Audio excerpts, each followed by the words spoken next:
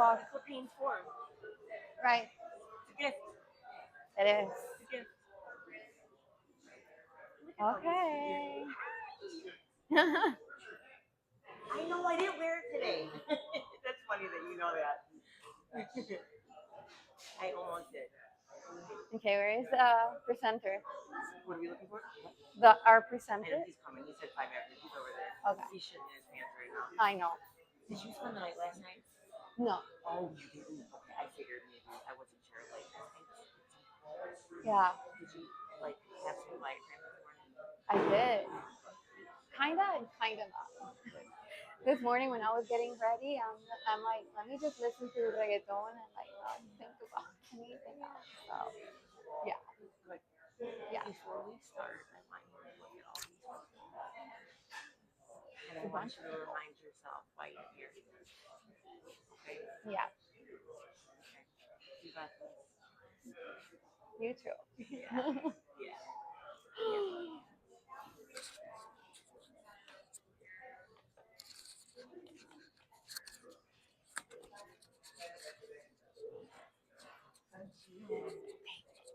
Are you ready? It's ready.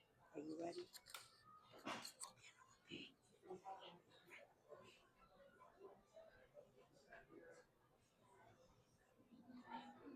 Hi, everybody. Julie, turn around. My name is Brian Leonard, and I'm on the staff here at BVL. This is a gym that we put together to help those in recovery, actually those in just any kind of darkness today. Our theme that we don't talk about enough is where chaos meets calm. So where chaos meets calm, where you walk through the door and you're looking for a little calmness.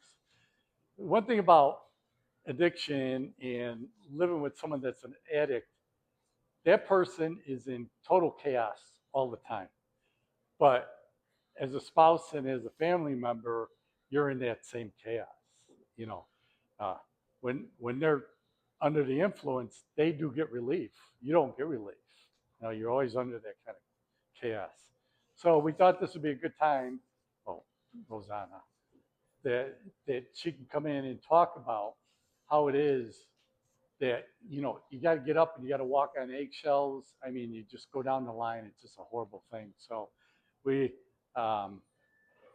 Rosanna is my permanent daughter-in-law. She likes it or not, so and Sandy and I. So um, just welcome Rosanna.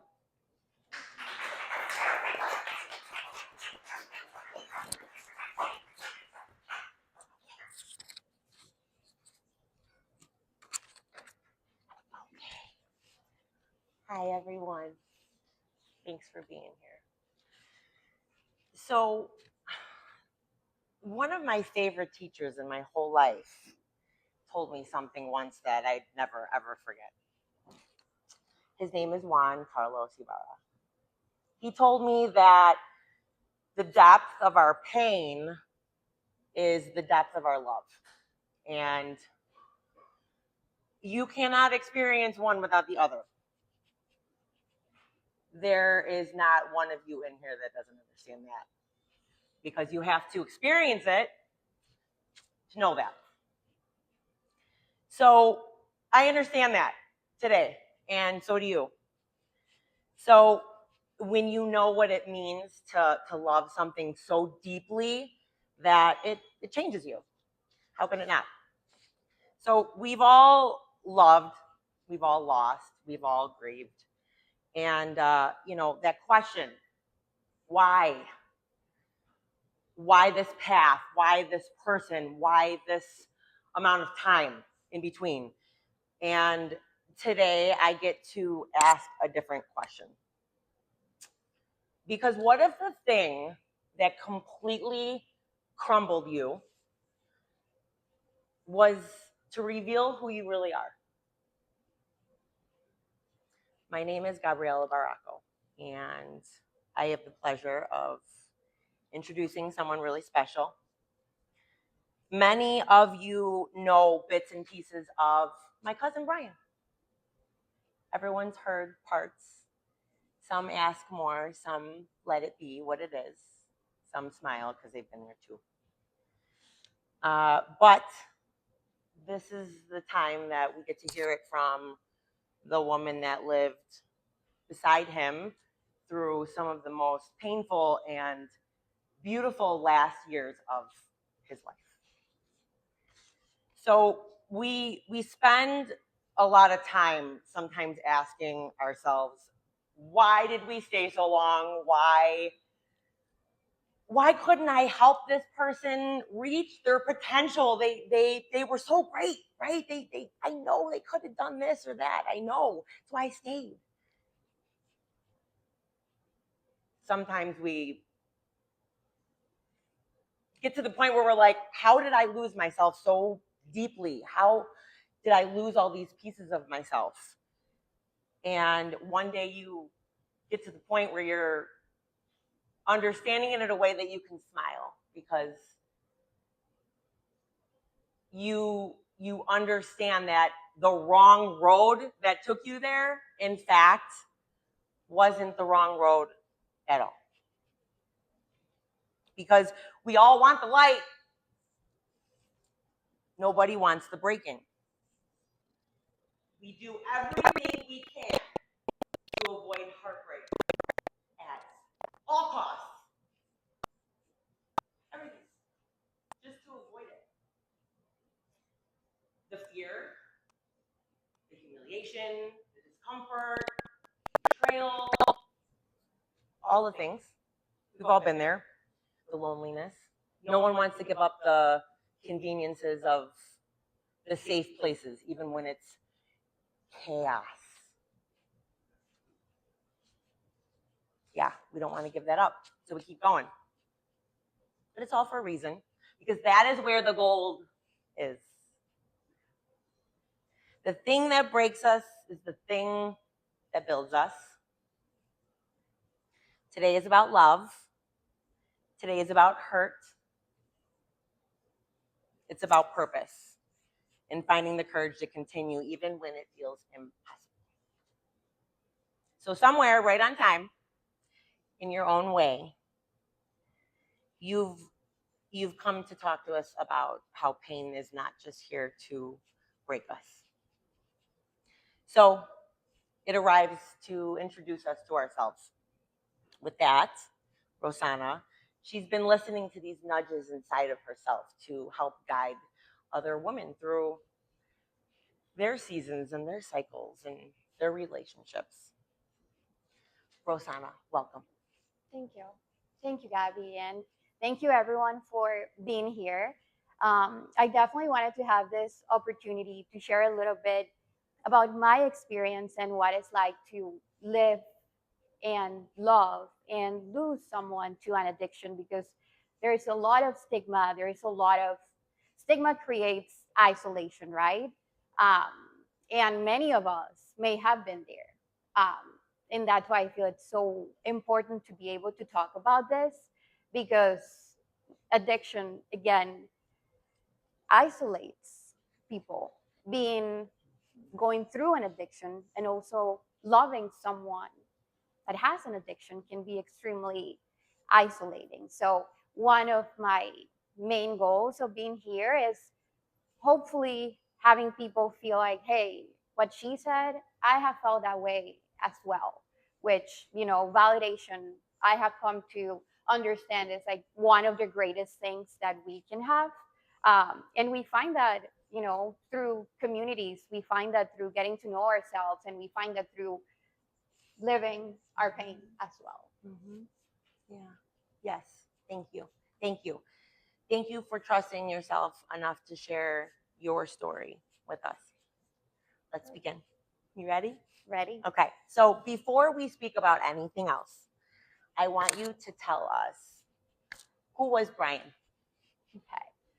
So, Brian, and to give everyone a little bit of context on first myself and then our relationship and then Brian. So, I'm from Colombia, and Brian and I actually we had a long distance relationship. We met in 2019, so that's like 7 years ago Yeah. almost in September. Actually, we got married, for the ones who don't know. We got married almost 3 years to the date that we met. We met on September 24th of 2019, and we got married on September 23rd of 2022. Again, we did long distance for a while. Magical. It was literally, I felt that it was perfect. We would travel a lot. The thing that Brian and I love to do the most, two things: going to restaurants and eating a lot, and going to the beach. We got to do a lot of that in Colombia, of course, and we lived in Florida for like all our marriage actually. So over 2 years we were in Florida, so we got to do that a lot. My life before I met Brian, I would say that it was pretty normative. And definitely my experience with Brian was transformative and life changing. The relationship, and then, of course, everything that has happened with the addiction and then his passing. He was, the way that I can describe him, he was very charming, and the ones who knew him know that he was extremely charming, and he could charm his way through anything and everything, literally. He was a prankster, a jokester. Um, his um, love language actually was, I would say, doing things for the people that he loved the most. So sometimes he would do like the craziest things that you wouldn't even think that someone would do for someone else. But literally, if I told him like, "Hey, it's 1 a.m. in the morning," and I would say like, "Hey, I kind of want a Heath milkshake," and he would literally just make it for me. So those are the kind of things that I remember him as. And he was also super handsome as well. He was a beautiful, gorgeous man. Um, and I remember him that way because that's what I fell in love with when I met him. And then, of course, we have the other side of it, which is going through an addiction and going through everything that an addiction has when you are a partner of someone with an addiction. And of course, ultimately, his passing, which of course just made everything more heartbreaking, I would say, but at the same time, more transformative. At the same time, Yeah, definitely. Thank you.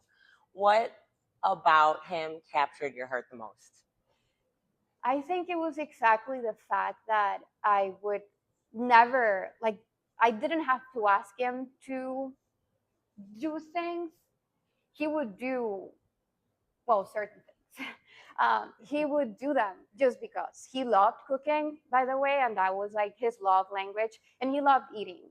So, I would say definitely the fact that he was so caring about the little details and things like that, that was something that I absolutely adored about him, and that he was that way literally from the day I met him until the day that he died.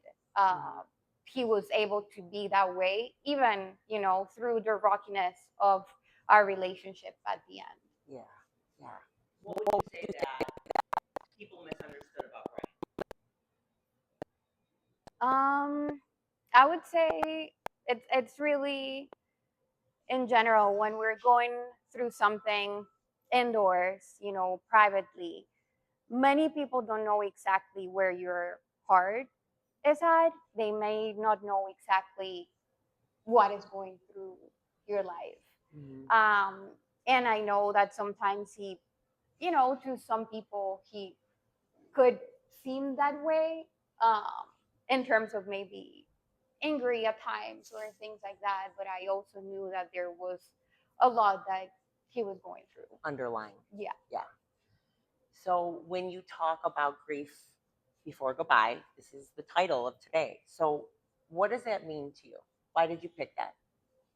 So the reason why I picked that, I would say, is because when we love someone through a very difficult season, right? Um, like addiction. Again, we were together for 4.5 years. And after a little while, when you see that every day of your life, things happening over and over, and you hoping, begging and doing everything you can for things to change and they don't change, you start losing parts of that person before they pass away. So I I didn't lose my best friend when Brian passed away. I lost my best friend months before that. I didn't lose my protector the day he passed away. I lost that months before he passed away. And I would say the same thing with many parts of him. Um, and that's one of the things that I think can happen a lot with addiction and with other things as well, that you start grieving those parts way before, the ultimate death comes. Can you recall a time that you knew when it kicked in, when you were understanding what was happening?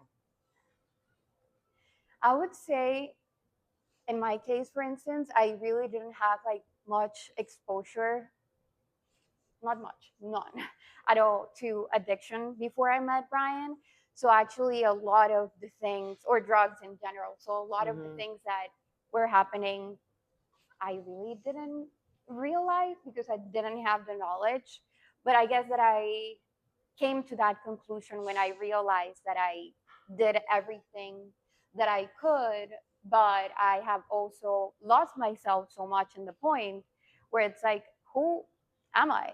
And if I give you everything that I have, then what comes next? Because I cannot give you anymore. And that is a heartbreaking point to get to, because at the end of the day, when I decided to, we were married all the time, right? But at the end, it was rocky. And I had to make that decision for myself because I was completely empty after already given my all.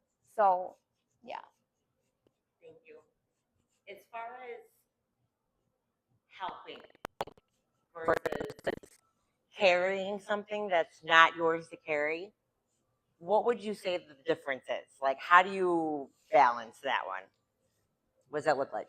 I would say that took me a while to understand actually, because for the most part, I was always trying to help, right? I was always trying to help. I was always trying to do something. I was always trying to see how is it that you can get better.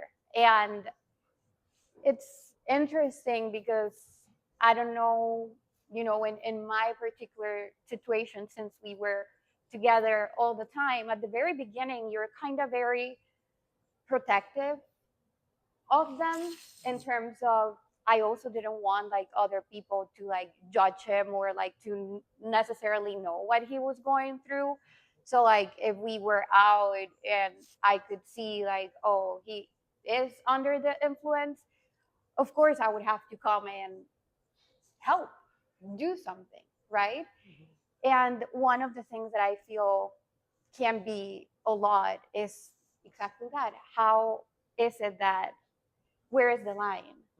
Because it's like you're always thinking that you're helping because you're trying to ease their pain, but then you realize that you're carrying with things that are not yours because you literally cannot control it. You don't have the way of controlling what someone else does. And I think when I realized that, when I had nothing else to give, and when I had already done everything on my end to, you know, convince him, try to convince him to not do that. Uh, when that didn't work, it's one of those things where you're like, okay, then what is next? What else can I do from here? So I feel like that's one of the biggest lessons that I have learned And from that. so, what'd you do? What did you do at that point? Realizing. At that point was when I made, the decision that I probably couldn't continue in the relationship because I had completely lost myself while trying to help someone and seeing no progress in that. Mm-hmm. Yeah, yeah. As far as grief and hope, this was something that you talked about, right? So how do how does grief and hope live together? So this is the thing, and actually, I forgot to mention this at the very beginning, but two things that are very important for me, hopefully that you guys can feel after this is done.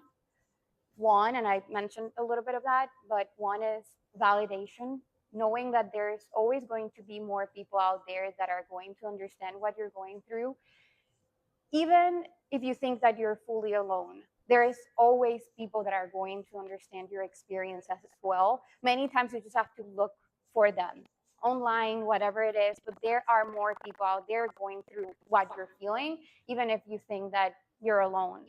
And the second thing, which is why I'm mentioning this right now, is because this experience has taught me that two and many more feelings and things can coexist at the same time, and one is not going to take away from the other. Every person that comes into my life, like every new person and every person that has been able to stay in my life, because I did lose some friends because they were not able to understand this nuance of loving someone that hurt you, but you still, I'll love Brian for the rest of my life. There's no day that goes by that I don't think about him.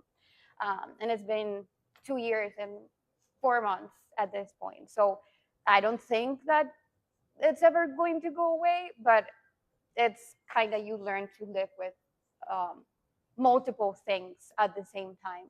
So in terms of hope and grief, it's it's challenging because I feel like when you have situations like addiction where you have, again, conflicting forces, it's like that I would never, I know Brian loved me, he adored me, like there's no question about that, but then it's exactly how does that love, and the way that I was seeing it, like that love couldn't move into transformation, change. And I came to understand is because it wasn't about love. Love had nothing to do with it. And I understand that now. But I feel it's very normal for both things to be at the same time. And it's important that we allow ourselves to experience everything at the same time, even if it doesn't make sense to someone else. Right. Yeah. So would you say that it's about elevating both at the same time or working on that, right? Absolutely. Trying to, right? Yeah. Because you're going to go through that part where you're like you just said, it wasn't about love. It was, there was a lesson in there for you. Right. Right? Right. So when we get to that point, when we realize we have to start making some boundaries, okay, I'm going to try this. Why does it feel so much like betrayal? Boundaries are very tough in general. And I would say, in my personal experience, boundaries were very tough in terms to be able to set them. So I was fully boundaryless actually with Brian. It came to a point where I had absolutely no boundaries at all. And that was the point where I was like, who am I then? Um, so when I started setting boundaries, I would say that's one of the things that sometimes can make the other person resent you because they feel like you're setting boundaries against them, when in reality it's like my hope was that the boundaries that I was placing would make him change, right? But again, we cannot control what someone else can do. No, right. We're not here to make anybody change. So, would you say that love and boundaries can exist together? They need to exist together, I would say, love and boundaries, especially in addiction. If you want to be able to support someone through the addiction and support yourself as well, you need boundaries. Otherwise, you're going to completely lose yourself. Right. Because at the capacity of what you're able to give to yourself, right? If you aren't giving that to yourself, how are you gonna keep going and giving Right. to the other? So, no matter how big the love was, right? Because it was big. It was there. And upon realizing that you couldn't do the healing for him, what did you realize that no matter how big it was, it like you just said, it's not going to make him change. What did that look like? I feel, I don't know how many of you been here today have experienced something similar, but when you are in the position of seeing this daily, going through this daily, it really changes you. I would say like it even like probably literally changed my brain chemistry and everything just from how intense and chaotic the day to day was. When you live and love someone with an addiction, you're always worried. You're always worried. Um, you're always thinking about the worst possibility. Brian and I had that conversation. I don't even know how many times, probably more than 100 times. And I remember telling him so many times, like, don't ever do that to me. Like, please don't do that to me. And I understand now that it wasn't personal. He, of course, didn't do anything to me. Everyone, of course, that loved him is also hurting, right? Um, but it was also nothing that I could do to, to avoid anything else from happening. So, yeah. Yeah. Thank you for that. How many versions would you say you went through loving Brian of yourself? Versions of yourself. I would say many. When you, again, when you love someone through an addiction, you also kind of change your roles a little bit because you stop being you stop being just a partner, and that person also stops being your partner because they're not necessarily in the at that moment they don't have the capacity to be a partner because there's so much else going on. um so I would say in my experience it was first going through different roles in the relationship, and being the caretaker, being the person that is always trying to protect the other one Sure. from hurting themselves and things like that. I would say that was definitely my day to day. So I went through so many versions of myself. I went through the version of myself that was absolutely in love with Brian and was so literally for the first 2 years of our relationship, I just thought it was magical. But I also didn't have the experience of living with him daily to see how an addiction looked like on the Up close inside. in person. Yeah. Yeah. So once you go through that, I would say that definitely it changes you Mhm. again. Mhm. It changes you Sure. for what you have to be for that person to support them or to help Yeah. them or to Yeah. get through the situation. Mhm. But then, you know, when you realize that you have to do something for yourself as well, Sure. I think that is, you know, that part where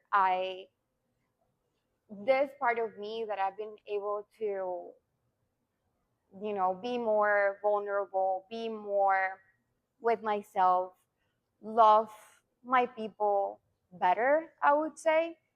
Mhm. It came from also everything that I have gone through in the last few years because it has been just so open to everyone. Um, so yeah, I would say definitely a few versions Mm. through all the experience. Yeah, definitely. So, thinking about hearing you saying, right, all these different versions, the protector, the caretaker, there's this point where it almost feels like a responsibility to keep them alive kicks in. How did you walk through that, realizing this is not mine to carry, but I still want him alive? I Yeah, want to hurt him. I would say that is the toughest part because when addiction gets really out of control, that person's behavior can also become chaotic, Yeah. unpredictable, and out of control. Um, my household, like my home, stopped being my safe place the last few months of Brian's life just because the whole time I was bracing myself for impact. Um, I was always concerned if, you know, is am I going to find him Mhm. dead? Mhm. And that was a constant fear. I was constantly checking on him, literally, when I knew that he was under the influence or something. I felt like I needed to make sure that he was there.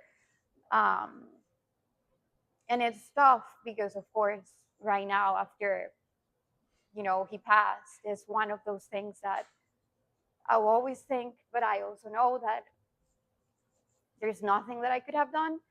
But of course, it makes me feel like I wish there would have been some way that I could have um, saved him. But again, it wasn't in my control to do anything about Yeah. What did you carry that no one ever saw? it. I would say one, definitely having to go through the day to day with someone that has an addiction is very, very, very, very painful. Very painful.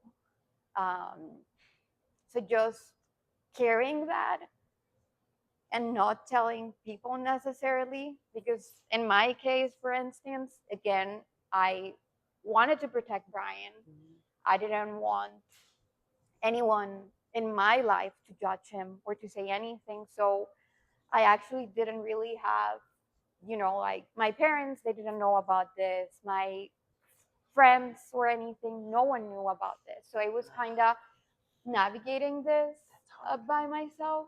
Um, and then, of course, I did have um, support from my in laws as well. Um, but when you're, you know, in the day to day with Yeah. them, is such a it's such a different experience when you have to see that person going through so much, you know. So Mhm. yeah, Yeah. The intimate details of the day to day, right, what it took just to get through every day. right, So there's this emotional weight that people carry, right, after loss. And we all tell ourselves stories. We all have our own perspective about things. What do you think that people tell themselves after loss like that? What's normal to you? What feels like something everyone does? So many things. I feel like after someone dies in general, you're going to want to think about the what ifs. I thought about the what ifs a lot. Uh, what could I have done to save him? Um, so that was definitely, one of the things that was in there. Um, but I would say in general, just the fact of carrying things that a lot of people cannot necessarily understand with, again, the stigma that addiction has. It's not easy to talk about things because you're not necessarily going to have a good like feedback or a sounding board, someone that is going to be able to understand or validate you. So I would say that is one of the things, but also the fact that, again, so many feelings are present at the same time. I actually, before Brian passed away, I was angry at him for the things that have happened. The day that he died, that anger literally went away, but a new anger came in. And it was being angry at him for dying and being angry at him for doing that. Mm-hmm. So I remember finding myself for like months after he died, and one of my thoughts and feelings like inside of me was, who I want to tell that Brian died? Brian. I want Brian to know that he died. And it was a feeling of wanting to tell him, like, why did you do this? Like, you knew this could happen. Why did you do it?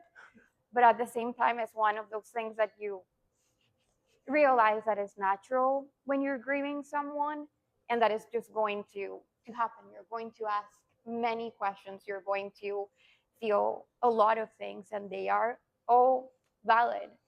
That anger that I felt has definitely gone away. Uh, and right now, I feel like I am able to remember Brian for both the good and the bad that happened in my life. And, you know, um, that's one of the things that I keep like sacred and close to me. Sure, because it is sacred.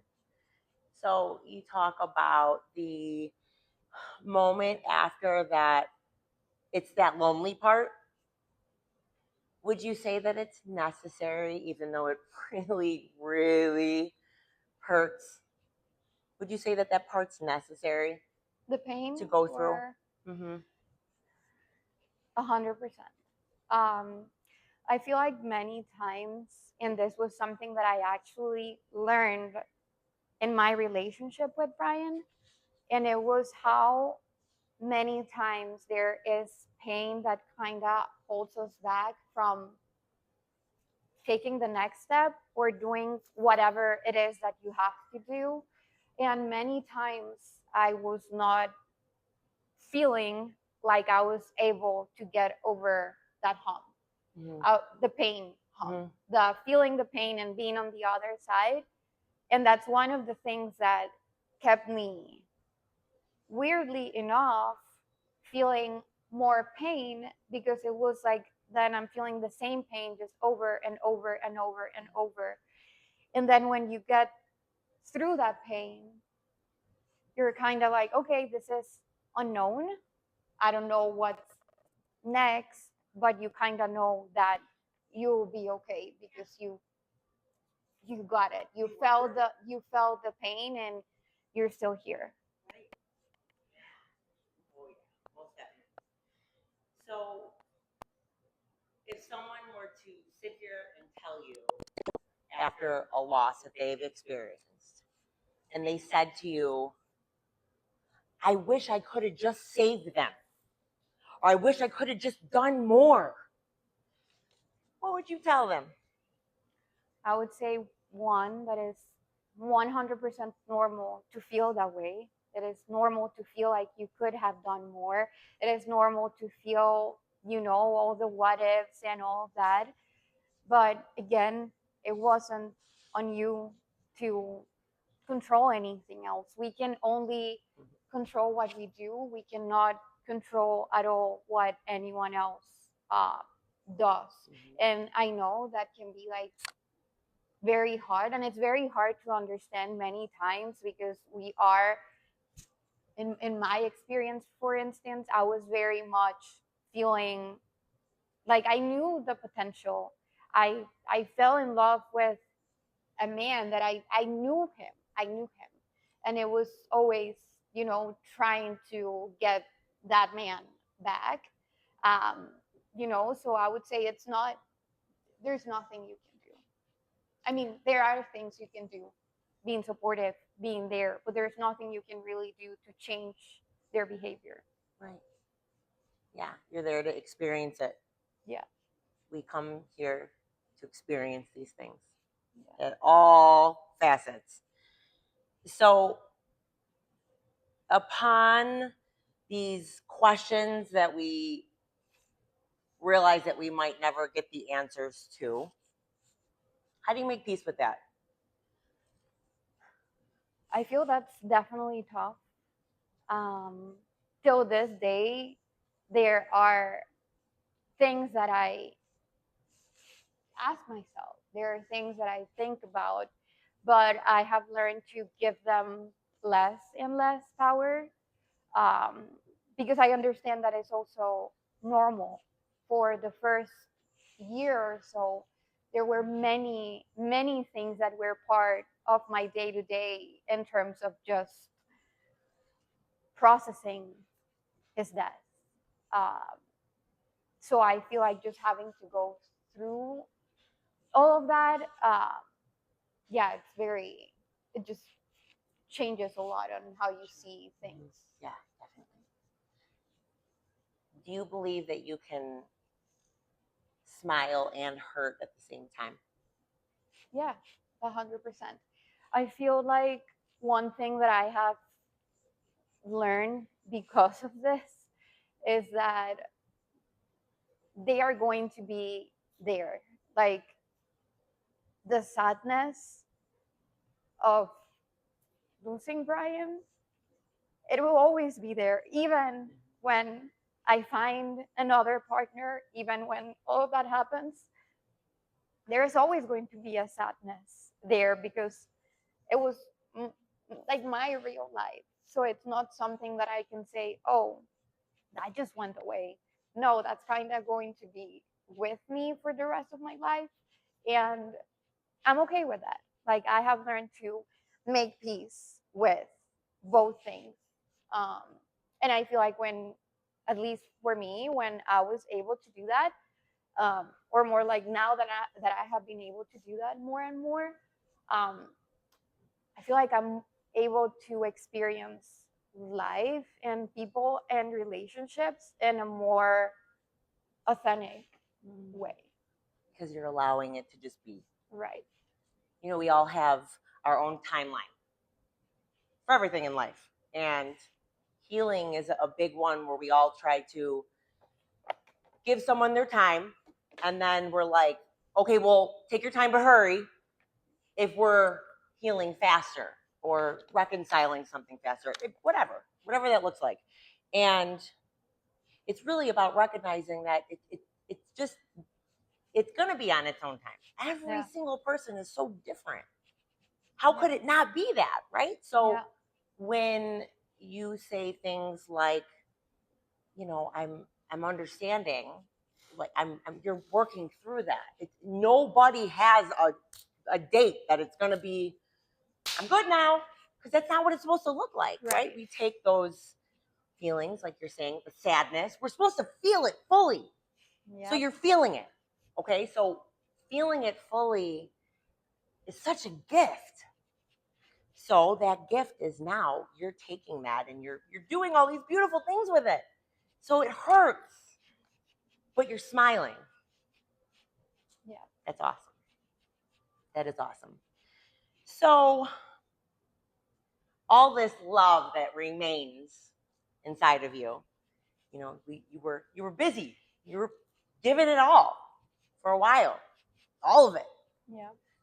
So now, when you decided to give it back to yourself, right? So all of it exists inside of you. What are you doing with all that love that remains?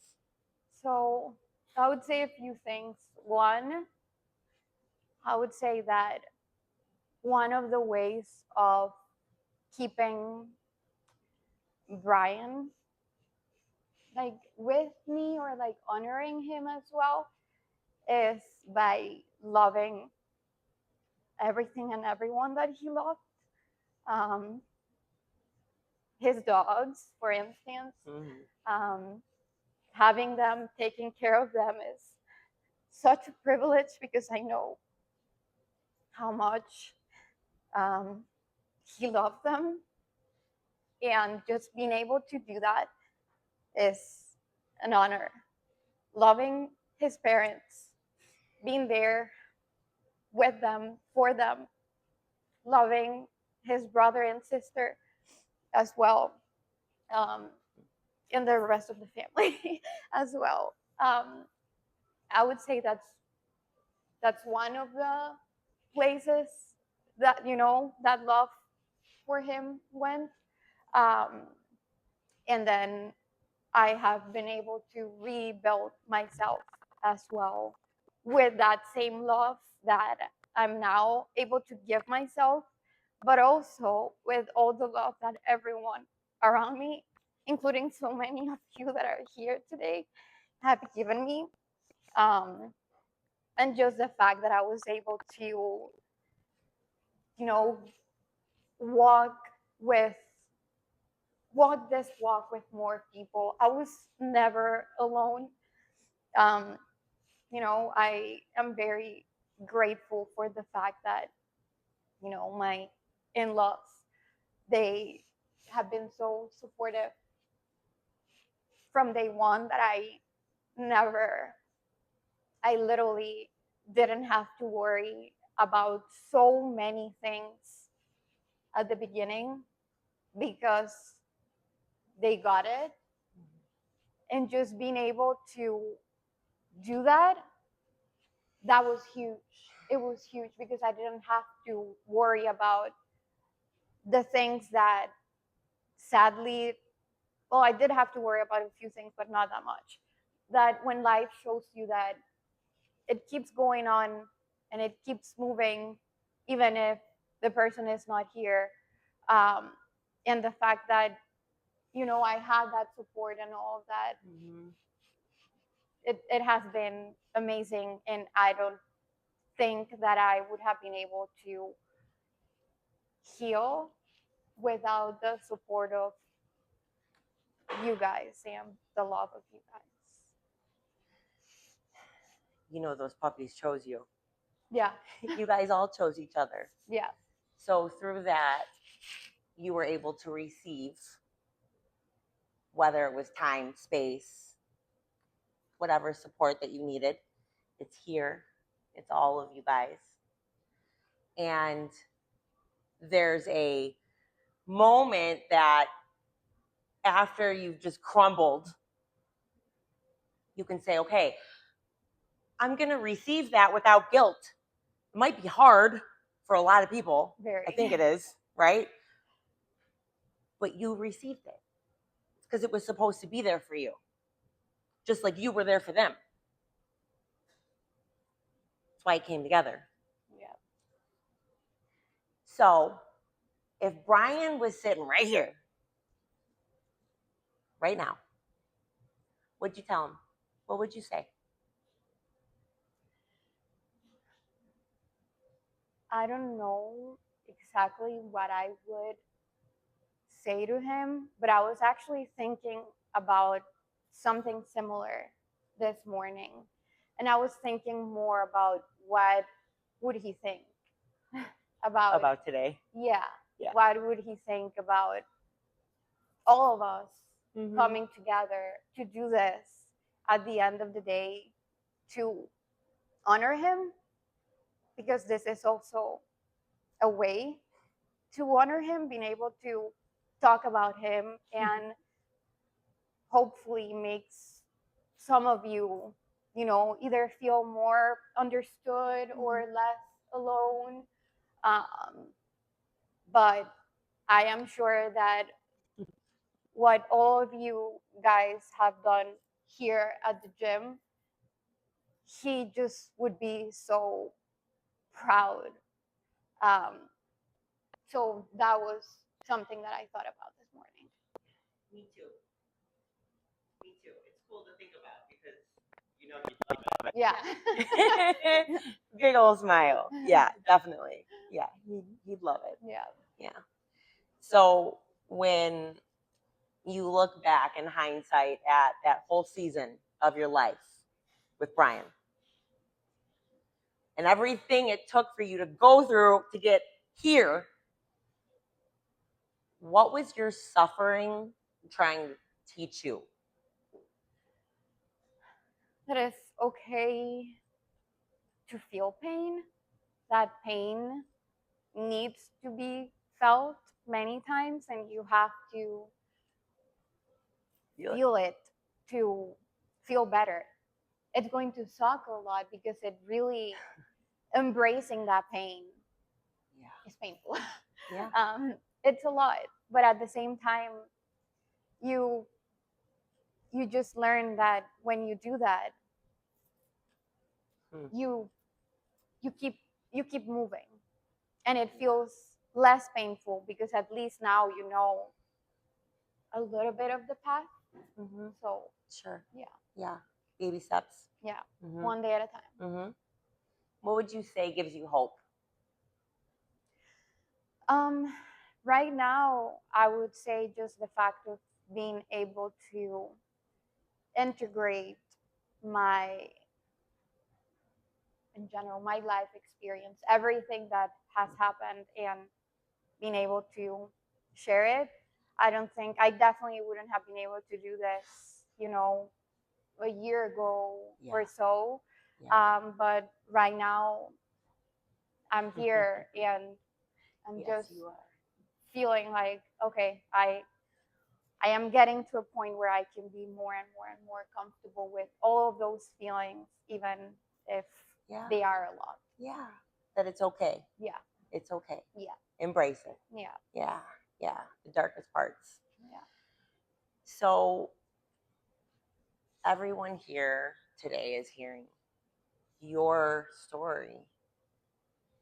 What would you wish for them to receive? What do you want them to get out of your story? A few things.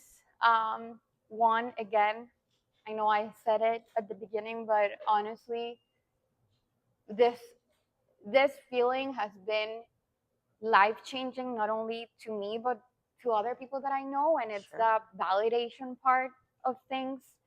The fact that sometimes it's very easy to feel alone with what you're going through because you don't have anyone else to talk to. You don't have anyone else that you feel like that's a safe person to go to, or that is a person that is going to understand what I have gone through. But there's always someone. And when you find that, actually, I know we're almost with 1 hour or 1 hour done, but one of the things that helped me so much at the very beginning was actually like after 2 weeks or something after Brian died. I found a Facebook group called Widows of Addiction, and that was the most validating thing that I found out there online during my first year. And during my first year, I would say that I was almost daily going through that group to find more validation. And sometimes I would read things and I was like, I feel that same way. I have felt that same way. And finding that, it really does something for you because you feel less alone. You feel like it's more seen, heard. Yeah, it's more normal, even though it was normal already. But when you see it in someone else, it makes you feel more like that. Yeah, that it's okay. Yeah. So for someone that's feeling really alone or that wouldn't know where to turn or where to start, what would you say? What would the first steps be? What would you encourage them to do? I would say maybe, sometimes we have people around us that are able to support us. And it's okay to be vulnerable with those people that we know could be a safe space, because that's one of the things that I had to learn now. And that you're not alone with whatever it is that you're going through. You're not alone, and there's always hope on the other side of pain, or alongside pain. I would say. Sure, because they can't exist without the other. Yeah. So, in a moment that a family, let's just say, experiences a loss or a devastation, when we're seeking support, like you're saying, we want to go to the people that are also going through it because they get it, or we try to find someone who understands. It's not always the case. And oftentimes it's easy to get hurt, or we make these stories in our head where we're like, well, why can't my dad be there for me, or my mom, or my whoever, my aunt, my uncle, my siblings, whatever, my whatever. But it's we make these stories, but maybe that's not even the case. They're grieving in their own way, or maybe they don't know how to be there. Right. They try to be, but ultimately it's about just having no expectations, right? Allowing everyone to just go through whatever it is they got to go through on their own timeline. Just have that compassion, because when you go through it, you have the compassion. You get it. Right. So even when you're feeling alone, like you're saying, the groups, find a group, find a Facebook group. Whatever it is, it's okay. It is okay. Time allows for that understanding. Absolutely. I love that. Thank you. So you knew Bry in ways that only you were meant to. That was for you and you alone. So with that, what do you think that he came here to teach us? What was it? I would say one of the things, at least in my life, because I know that each one of you that knew him probably has something to say about this. And I would say one of the things that I learned is that, love, that love can be huge, but it doesn't necessarily mean that it's going to be enough to support something. But it also teach me that love and pain and so many other things, like this version of myself that is here right now,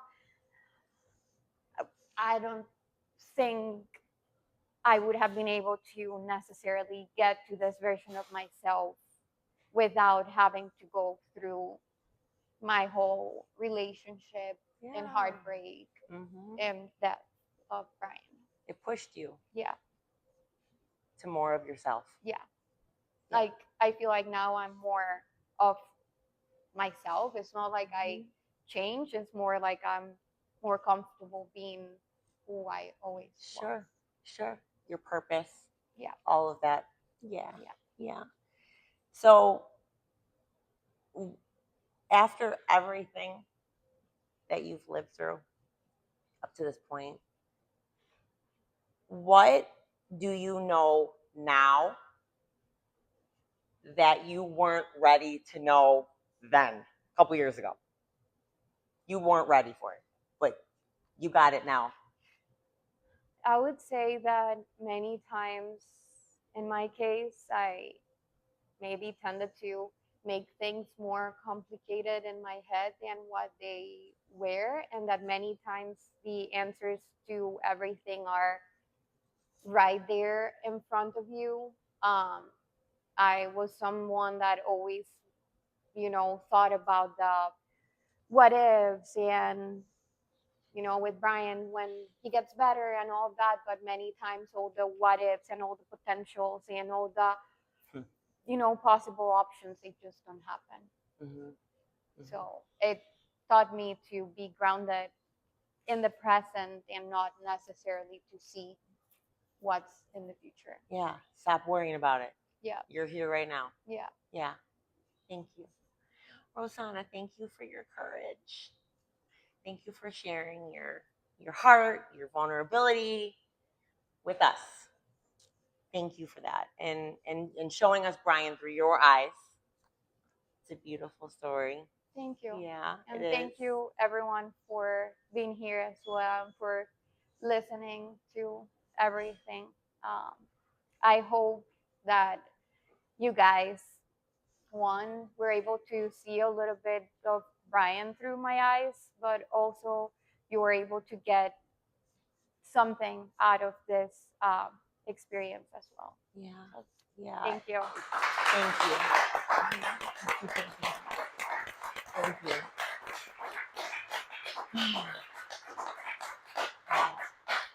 I'm going to give you this. No, that's okay. That's great. Thank you. It was. Thank you.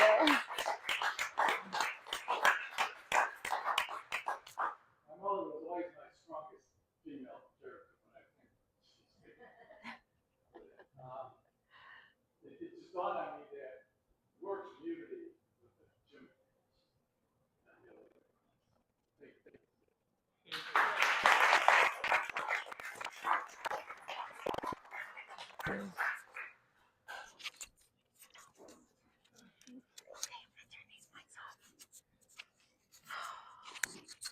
This one is yours, right?